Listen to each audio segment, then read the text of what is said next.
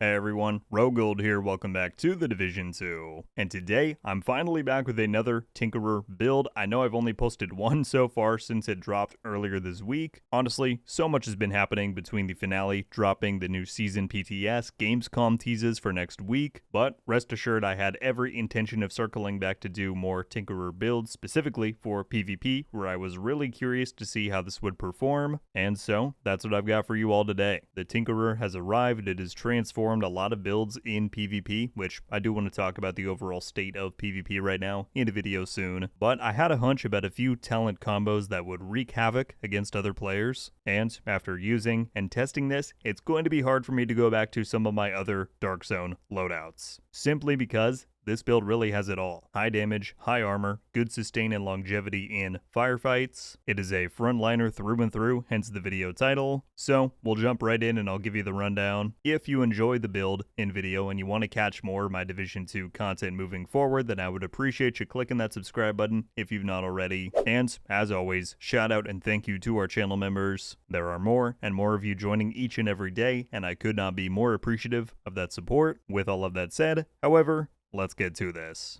Alright, so here's the build. Of course, to start out, the star of the show here is the Tinkerer mask. This released just this week in-game. You need to complete the Year 7 Season 1 climax mission to have a chance to get it, but its talent has spawned off so many new builds because it allows you to now stack 2 talents on one high-end weapon, so long as they're of the same class and don't meet any of those other restrictions that are outlined. So immediately I was like, I need to make one that uses assault rifles, puts 2 talents together, and just lets me go all out with armor and damage, and that is what we have done here. So let's take a look at the weapons first. The 2 talents that I'm mixing are Measured and Streamlined. Now it does not matter which gun these are on, right? You can do it in whatever order. However, only the weapon that is slotted into your primary slot will get the 2 talents in one, and so I've chosen the FAL as my weapon of choice. Now this may be a surprising pick when you have options like the FAMAS here, which is my secondary. However, when running the Measured talent, I actually really like those a lot more on slower rate of fire weapons like the FAL here. And I think as you saw in the gameplay, that more controlled rate of fire when you're getting the damage bonus that kicks in from Measured is really nice on this. So I've got damage to targets out of cover on here, as well as again, Measured as the talent. We got crit mods all around. And then again, as far as what your secondary weapon is, it actually doesn't matter because you don't want to be using it. It will not get both of the talents, but just make sure you have the appropriate talent on here so that it shares it with your primary. In light of that, because we have Streamlined as one of our talents, you want to make sure that you're not using your skills as much as possible. If there were an option to just unequip skills, I would run empty slots here because I'm pretty much not using them whatsoever. I want to have a 100% uptime on Streamlined to be giving that extra weapon damage. And so yeah, just keep that in mind. Talking about the pistol briefly, as mentioned in some of the other Tinkerer build videos and conversations that I've done, the Busy Little Bee is a really great complement to these kinds of builds. You can't run an exotic primary or secondary with the Tinkerer anyway,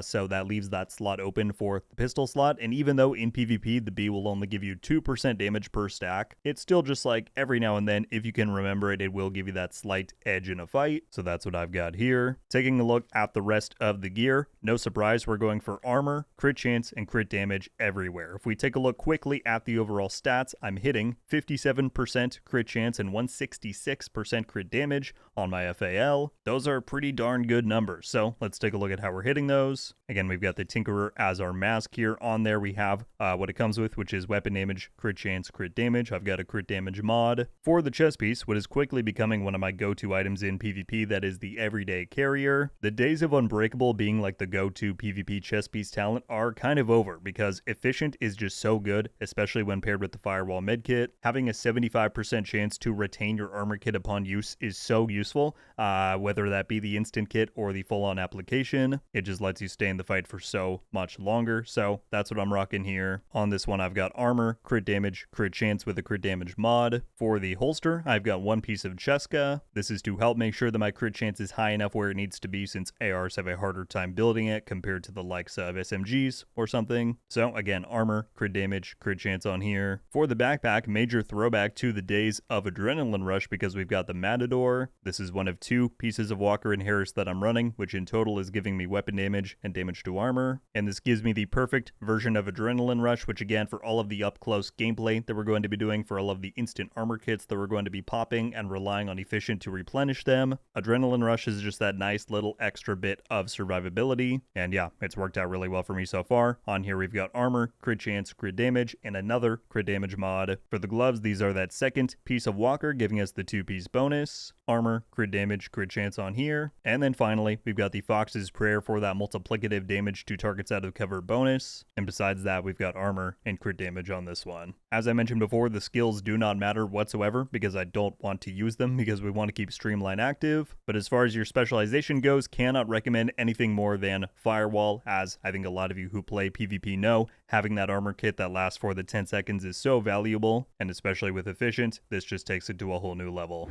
Well, there you have it, my friends. That is the breakdown of what is, for now, my favorite new PvP loadout utilizing the Tinkerer. It's really fun in 1v1s, it's great in team fights, it's got it all. In light of that, I would love to get your guys' thoughts and input on this. What do you think of the build I'm presenting here? Do you like it? Would you change anything? What Tinkerer combinations have you discovered to be good for PvP? Let me know all of it down below. That is going to do it for me today, though, my friends. Thank you all so much for watching. I'll catch you back in the next one. Until then, RogueGold out.